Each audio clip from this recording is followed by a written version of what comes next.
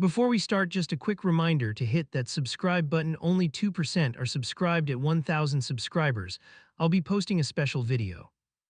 I ditch the badge on a shelf and grab a mop handle. It becomes a cane, not a weapon, just leverage for speed. My lungs scrape like sandpaper, and still I move forward. Basement signs appear, and I take the turn without slowing. A locked door greets me with the matching keypad. I type the digits from the card and watch for green. The bolt retracts and cool air hits my face hard. I step inside and hear tiny footsteps somewhere close. I slide through the door and ease it shut on the latch. Small sneakers scrape ahead, then freeze at the sound. A whisper cuts the air like thread, "Don't move." I hold still and listen for the next breath. A narrow corridor opens left with numbers stenciled low. I follow the sequence until the matching suite appears.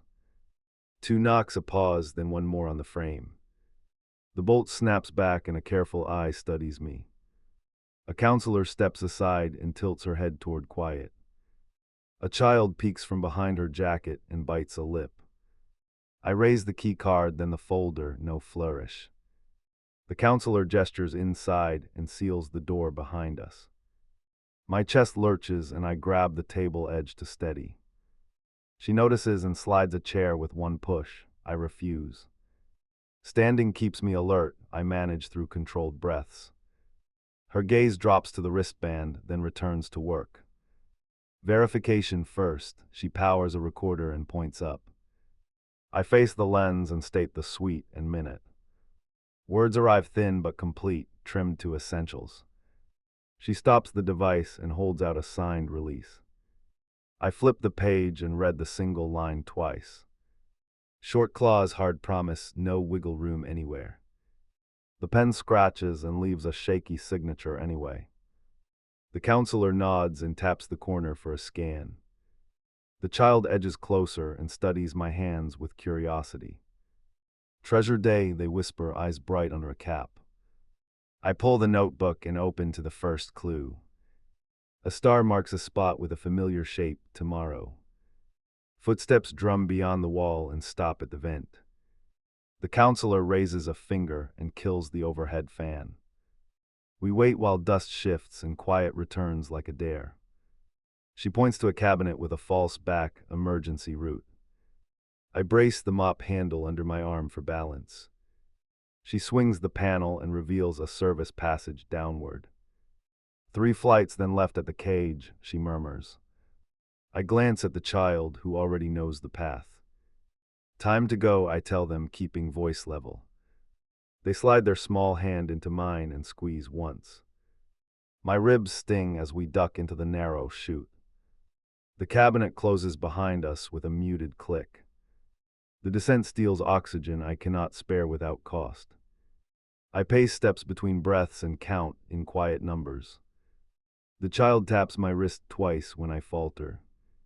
I straighten and keep moving because they watch.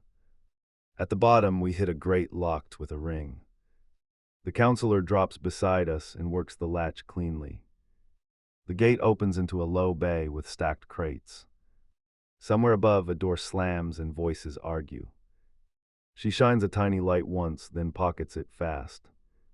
"This way," she whispers, moving along the wall with purpose. I follow and keep my gait even to avoid rattling. The child presses close and matches my stride without complaint. My phone vibrates with a single word from the underpass contact. Shift, the schedule moved and our window narrowed. I show the screen and the counselor swears under breath. "Loading dock now," she urges, "guard rotation just flipped." We angle through a mesh gate and hit a freight corridor. A cart blocks the angle with a wheel turned sideways. The counselor jerks it back and clears a gap. I guide the child through and keep my pulse steady.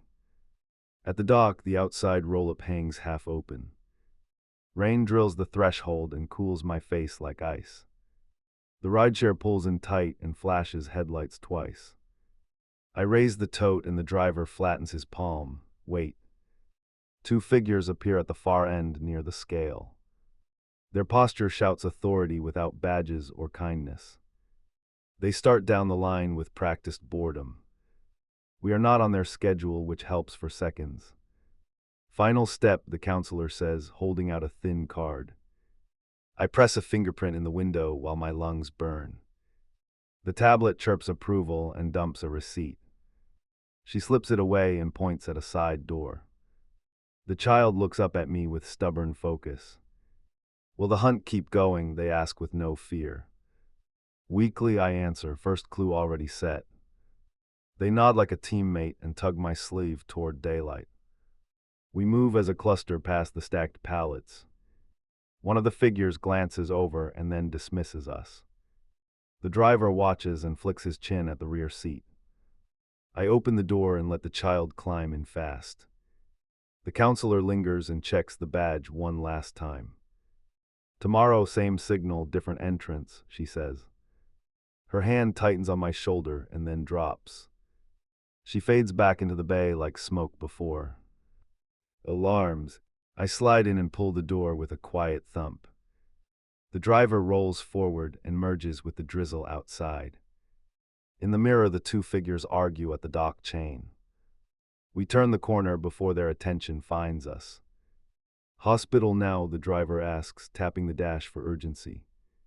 After the classroom, I answer, touching the notebook for courage. He swears under breath and angles toward the avenue. I lean back and fight the cough that wants control. A light ahead turns and gives us a narrow window. We make it through while a van blocks the cross traffic. The child presses the crown flat and studies the drawing. Circle means library, they whisper, eyes widening with certainty. The driver glances at me, then at the small navigator. You sure about this detour? He asks with a grim smile. We finish it now, I tell him, then hospital, no debate. He nods once and pushes the pedal hard enough to promise trouble. We pull beside the side entrance with the covered steps. I check the time on the sticky note and wince. 5 minutes remain before the class dismisses for the day. We move fast because 5 minutes can break a plan. Inside the foyer, I hand the child the first clue. They march ahead and tuck it under a taped poster. I plant the second under a bin near the door. Tomorrow starts here, even if I do not. A bell rings and the hallway fills with sudden motion. I steer the child and the driver back toward the exit. A teacher spots the wristband and frowns at the gown. Field trip, the driver jokes, guiding us out before questions bite. We reach the car as the rain eases for breath. The child buckles in and holds the notebook like a map. I climb beside them and feel my vision pulse black. Now hospital, I manage, voice rough but decided. The driver turns the key and throws us into the lane. I press my palm against my sternum and count through it. Each inhale scrapes deeper and demands another promise from me. I give it anyway because the next stop must matter. The car skids to the bay and the door flies open. Orderlies rush with a chair and try to pin my shoulders. I brace on the frame and shake them off once.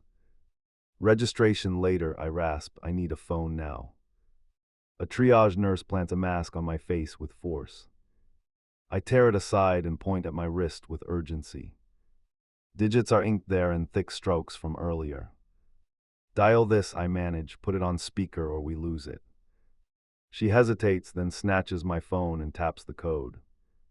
The line clicks and a familiar voice answers with one word. Ready, the nurse flinches but holds the mic near me. Confirm release package Gamma, I say, use today's stamp. Confirmed, the voice replies, witness name, the nurse looks wary. Check triage screen, I croak, you are the witness now. Her jaw works, then she nods and hits the form. A chime sounds on the line like a gate swinging open. The driver shoulders in and plants himself at my elbow. Contact, he tells the nurse while lifting his chin. He slides the notebook to the tray and taps a tab. Next clue set, he adds, pickup clock started there. A resident pushes past with a cart in a clipped tone. IV first, he orders, reaching for my arm without permission. I pull back and offer the other side like a bargain. Left only, I tell him, right stays free for tasks. He inserts the cannula cleanly and tapes it down tight. I breathe through the sting and count to 10 slow. The monitor jumps and someone curses behind the curtain. I anchor to the bed rail and refuse the mask again. Minutes, I warn the nurse, voice shredded but steady enough. Then do whatever you want, I'm not fighting after. She studies my face and decides I'm on it. Two, she says, raising 2 fingers with a hard stare. I hit record and lift the notebook toward the ceiling camera. Treasure hunt continues, I say, keeping tempo with my heart. First trail marked, second sits at the library map. I stop there before emotion takes the rest of my air. The curtain swishes and a social worker steps into view. She clocks the wristband and the driver in one sweep. Custody chain verified, she asks, holding a tablet out. The nurse signs with a stylus and hands it back quickly. Emergency contact will escort the child now, the worker states. She passes a lanyard across to the driver without ceremony. He slips it on and tucks the notebook under his jacket. Route clear, he mutters, already backing toward the door. The phone buzzes in the nurse's pocket with a tone. She checks the screen and shoots me a fast glance. Message delivered, single checkmark becomes double before my eyes. Relief hits so hard my knees go weak on the bed. Mask now, the resident demands, holding it inches away. I lay back and let him press it over my face. Air surges and my skull floats away from its hinge. The room tilts while voices sharpen and blur in turns. A figure appears beside the driver and B. Locks his exit. Leah, wet hair, fierce stare, he lifts a palm in greeting. Thursdays, he tells the worker while never looking away. And backup Saturdays, start this week or I don't deserve her. The worker nods once and types fast with focused hands. She gestures toward the hallway and clears a path. The driver squeezes my shoulder and mouths one word. Go, they vanish into the noise while my chest misfires. The resident announces numbers and someone tightens a strap. The nurse leans close and folds my fingers around a button. Press if you need more flow, she whispers near my ear. Her pupils shine with stubborn compassion and sharpened fear. I press once and the hiss deepens into a steady rush. A chill spreads across my arms and tremors start small. I stare at the inked digits until they blur to ghosts. A beep flattens, then climbs, then dips like a warning. A security officer steps in and scans the room quickly.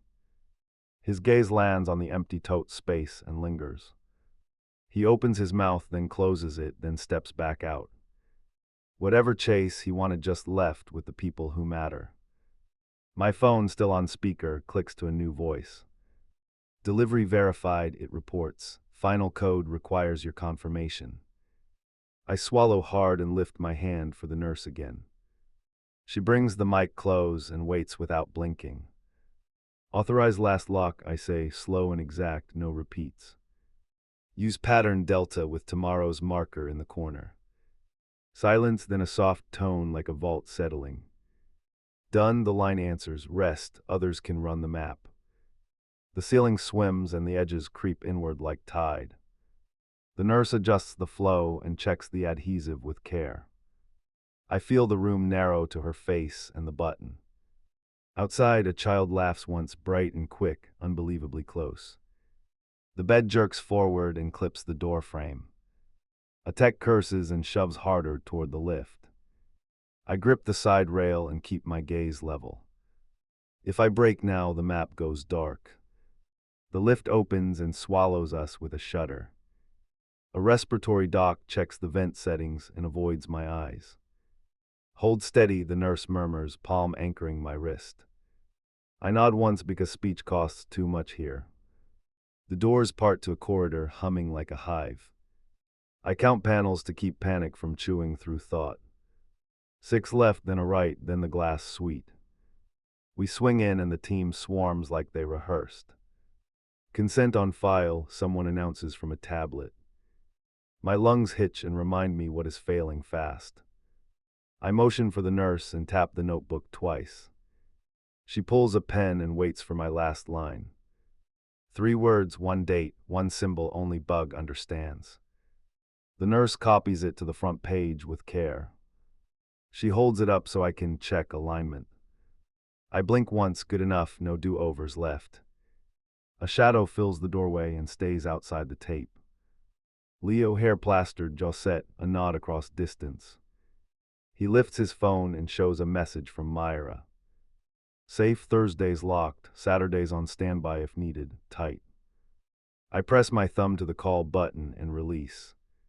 The doc watches the waveform twitch and recalibrates the flow. I meet Leo's eyes and gesture toward the window. He understands and steps aside for a smaller visitor. Bug slides in between 2 rolling stands and plants feet. Crown slightly bent, notebook hugged to ribs like a shield. They raise 2 fingers, a silent question for permission. I nod and point to the heartbeat number, new lesson. They watch the digits bounce and mimic calm breathing. In, out, the rhythm becomes a game we can win. The nurse smiles without showing teeth and adjusts the cannula. I keep pace because their eyes are on me. A hospitalist leans over with a syringe and a warning. This eases the struggle, he says, voice even and firm. I nod again and hold up a single finger first. Bug reaches for my hand and hooks our pinkies together. Treasure Captain, they whisper, leaning close to hear me. I focus hard enough to burn through the fog. Clue 2 waits by the map, I manage through the mask. They grin and squeeze like they just unlocked a door. The syringe empties and the room softens at the edges. My chest loosens enough to think straight for 30 seconds. I tilt my head toward Leo and then toward Bug.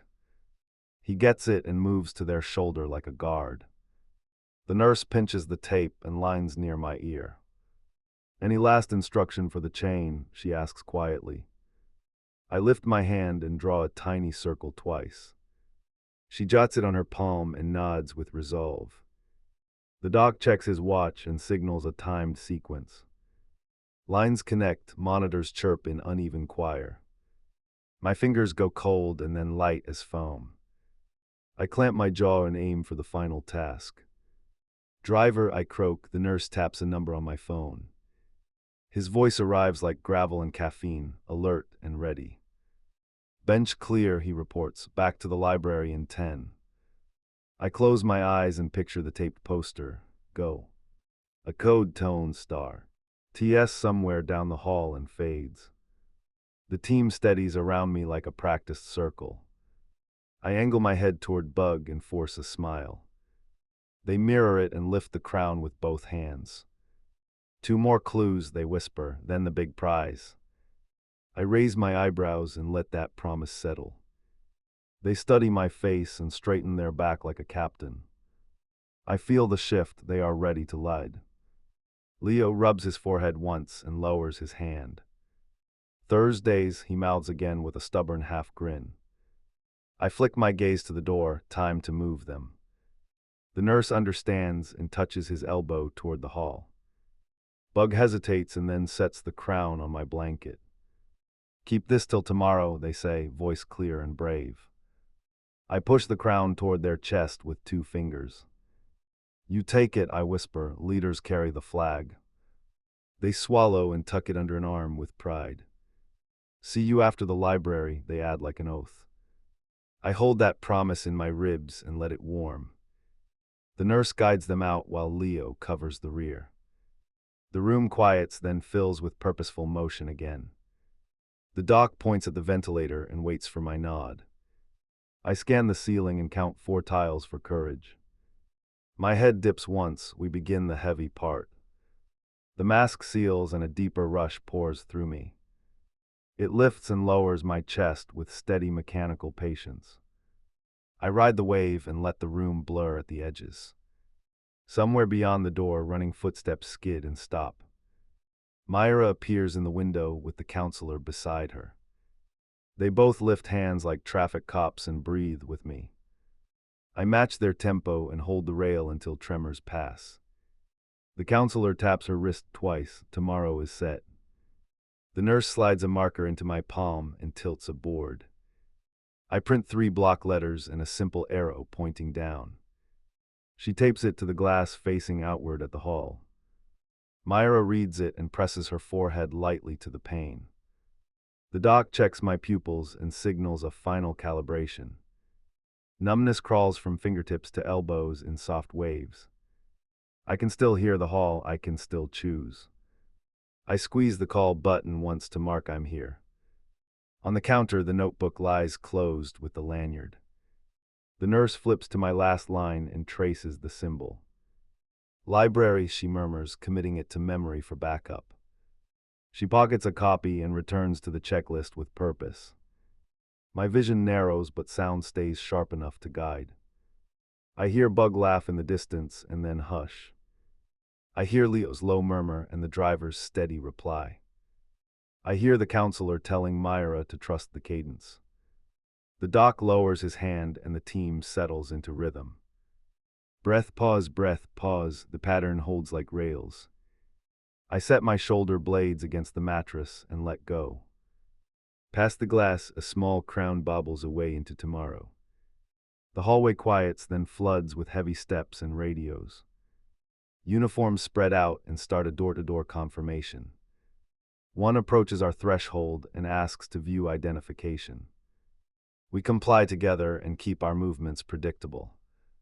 Any firearms or volatile substances, the officer asks evenly. No, I answer, palms visible and voice even. He nods and reports the negative answer to his partner. They mark us safe and request we remain inside. Her device pings with a message from the representative team. Do not engage with unauthorized events, the note instructs. They also request our raw clips for their archive.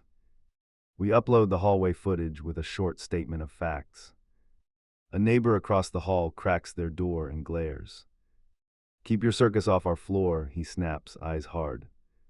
I hold his stare and promise we are addressing it. He shuts the door but leaves the chain dangling like suspicion. The officers finish the sweep and bring back the package. Harmless but malicious intent, one reports with professional distance. They suggest a temporary relocation until the online noise cools. I shake my head because running now invites a chase. When they leave, she slumps against the table and trembles. I pour water and slide the glass without a speech. Her hand steady on the second sip, not the first. I can't live like this, she whispers, voice scraped thin. Then kill the pipeline that feeds it, I answer bluntly. She opens her platform settings with jerky determination. One by one, she disables alerts, overlays, and automated clips. Each switch flips like a door locking behind us. I draft a short public notice and show her. Harassment reported, evidence preserved, no appearances tonight. She reads it twice and nods once with resolve. We post it together and let the comments rage elsewhere. A text from the property office arrives with a warning. Crowd on the sidewalk filming your windows, it reads. I call the desk and ask for immediate dispersal. They confirm officers are en route and advise curtains closed. Her stomach growls loud enough to break the tension. I offer delivery from a place that uses code pickup. She agrees and chooses the far entrance for retrieval. We will not leave together, which reduces attention. While we wait, I check the compliance inbox again. They request an affidavit about third-party interference tonight. I begin writing crisp bullet points with times and outcomes. She adds her signature and initials each line without hesitation. A new email lands from the manager with 2 sentences. Provisional status stands, do not stream for 48 hours. We acknowledge receipt and archive it for later reference. My shoulders unlock 1 notch, not 2. Footsteps race past the door and stop abruptly. A softer knock follows with our delivery code whispered. I peek, confirm the badge, and unlatch quickly. The courier passes the bag and vanishes down the stairwell. She eats standing up, bite after bite, without conversation. I watch for signs of backsliding and see none. Between mouthfuls, she types a message to her core mods. Shift focus to Charity Week, she writes, daring a pivot. My device buzzes with a new direct message request. It is from the rival influencer themselves, not the agent. Call off your narrative and I'll offer a truce. I stare at the screen and feel a colder calculation forming. Draft your terms, I reply, buying time and leverage. I also CC our compliance contact and the legal address. If they answer without counsel, they show me their hand. If they stall, we keep owning our next moves. Outside, the crowd noise thins to a sporadic murmur. A final patrol steps through the hall and waves once.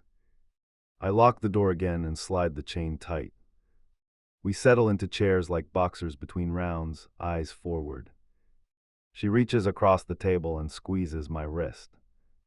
Thank you comes out quiet but unflinching and real. I hold her gaze until my own anger softens. Tomorrow still holds that review and something uglier if we slip. The reply from our competitor lands with a thud. A draft settlement offers silence if I admit coercion. They want a recorded apology and a confession posted. My jaw tightens as I scroll through their traps. I push the document across the table without comment. Her eyes race down the terms and stop dead. They want you labeled abusive on my channels. I shake my head once and open a fresh note. No backroom deals, we answer in daylight. I list 3 points with short bullet lines. Refuse the false admission, offer a joint fact check. Require moderator access logs from both sides on record. Her dashboard pings with a system alert mid-keystroke. Export event from a senior mod, the warning flashes. She freezes, then drills into permissions and audit trails. A username I recognize flickers with mass download activity. We trigger an immediate lockout and force a reset. I call the N.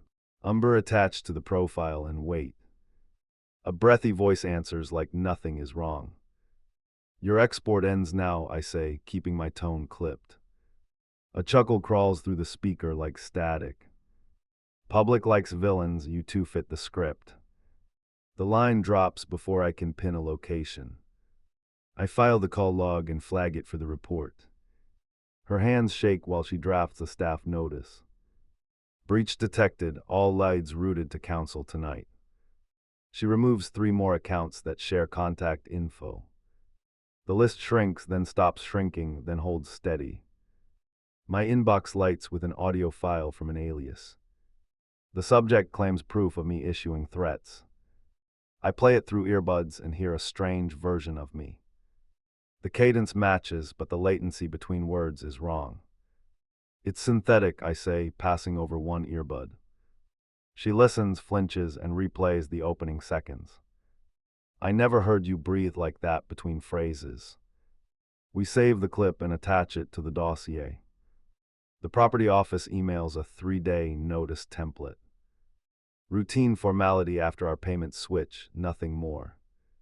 Still, the timing feels like a loaded clock ticking. I schedule a morning visit and log the thread meticulously. Her calendar chimes with tomorrow's review window. We build a 1-page timeline with links and receipts. No grand speeches, no color, only data and outcomes. Each line ends with who owns the next step. Our mother pings a video call and my stomach flips. I answer with the camera low and voice steady. She asks if anyone is hurt or in danger. I tell her we are safe and under watch. She leans closer and studies my face through the blur. Do you trust each other to finish this? She asks. I say yes, and my sister nods beside me. Mom exhales and tells us she is listening tomorrow. Another email hits from the rival's personal account. Final offer, admit you extorted her or we publish. Attached sits an NDA with retroactive terms and penalties. I forward it to legal and draft a 2-sentence refusal. We eat the last of the takeout in silence. I tell her one more boundary before I leave. If you slip and use me again, funding ends forever. She meets my stare and answers without blinking. Then earn this with me, she says, hand flat. Cut access tonight, all of it, even backups. I hesitate because control masks as care so easily. Then I type the command and revoke my final key. Her shoulders drop like a weight came off for real. I feel lighter too, terrified and lighter at once. The caretaking habit claws for return and fails. Letting go hurts, but it is the only path. A new ping arrives from a forensic contractor. I had sent a quiet query about fake audio detection. They confirm availability for a rapid validation package. I purchase the service and upload the suspect file.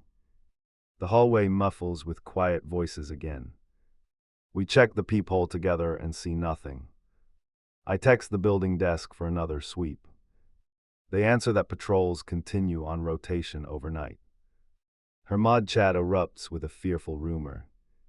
Someone claims we plan a countersuit by morning. I type 2 words into the channel and leave. Stop speculating, the rest will come through official notes. An email from the brand lands with clear directions. Join 10 minutes early and present the timeline first. We confirm and attach the log of tonight's harassment. The assistant thanks us and adds archival tags. Before midnight, the competitor sends one last stunt. A countdown page promises a truth drop at sunrise. We grab a screenshot and archive the source. I feel the adrenaline spike, then settle into focus. I draft a short statement for release at dawn. Any edited materials will be disputed through formal channels. Verified evidence only, no more reactive posting. She reads it aloud and nods like a boxer touching gloves. Sleep in shifts, I tell her, closing my laptop. I'll take first watch and finish the affidavit. She wraps herself in a blanket and lies down. Her eyes stay open long after her breathing evens. While she rests, I compile the night into order. Threats separated from noise, names from throwaways.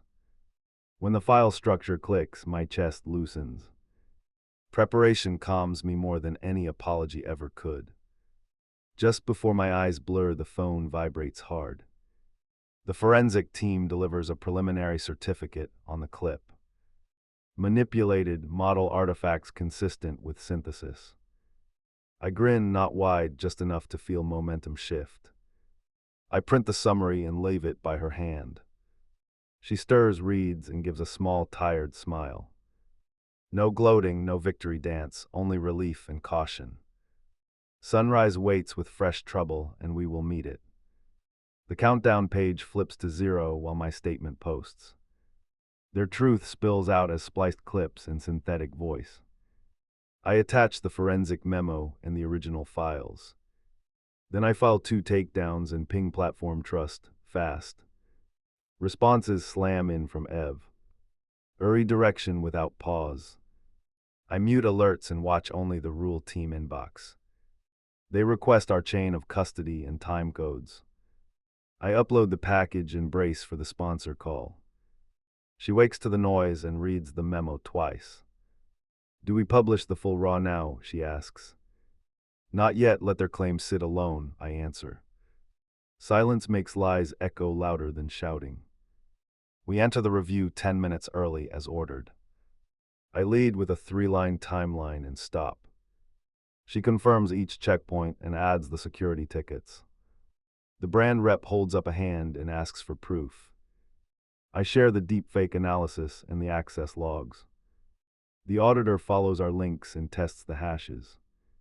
He nods once and asks for corrective actions today. I pass her the floor and keep my mouth shut. No more family as bait, she states without shaking. Independent accountant engaged and moderators replaced, she continues. Charity week begins after the freeze ends, she adds. The manager writes brisk notes and looks back to me. Your role going forward, he asks with 0 warmth. I step out completely, I answer without hesitation. No passwords, no payments, no cameo appearances. The council studies my face and records the commitment. The clock runs and we await a decision. An assistant returns with a short directive and conditions. Probation with audits and withheld bonuses, she reads evenly. Any breach closes everything, she finishes and ends the call. I feel the weight shift away from my chest.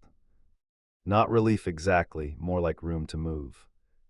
She exhales once and turns toward her phone. Pause, I say, because momentum invites backsliding. I open my banking app and remove auto pay permanently. A confirmation pops and I lock the card. I forward the notice to the property office. She watches every tap like a test of faith. Your turn, I say, sliding the contact across.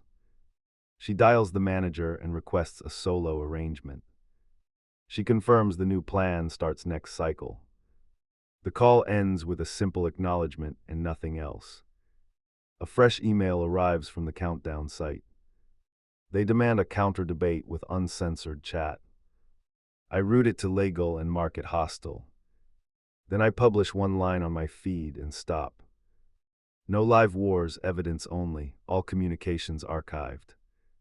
The comments flare, then flatten under the boundary. Not everyone likes quiet, but quiet holds. I keep my phone face down and breathe steadily. The platform trust team replies with clipped efficiency. Manipulated audio located, source network under investigation.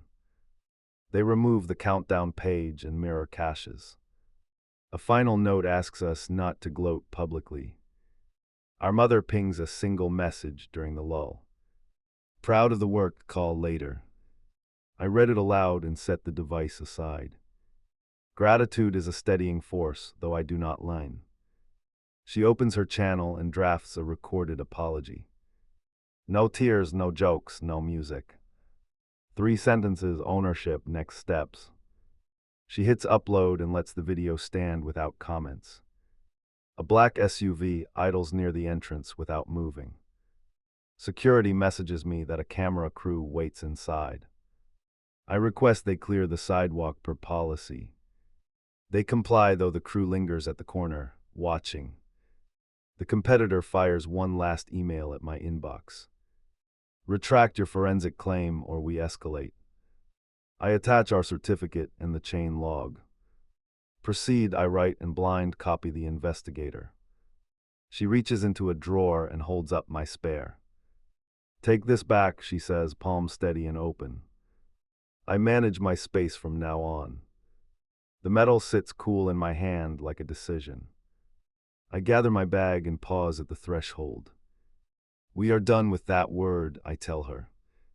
Her chin lifts as if bracing for recoil. It dies here, she answers and does not blink. Outside, the hallway feels sharp and strangely quiet. I text the landlord the final confirmation for records. Then I message her 2 contacts to transfer responsibilities. Caretaker mode releases its grip and does not return. The elevator doors close and I catch my reflection. Not a hero, not a villain, something simpler. A man who learned to stop paying for chaos. The floor drops smoothly and my phone stays silent, by choice.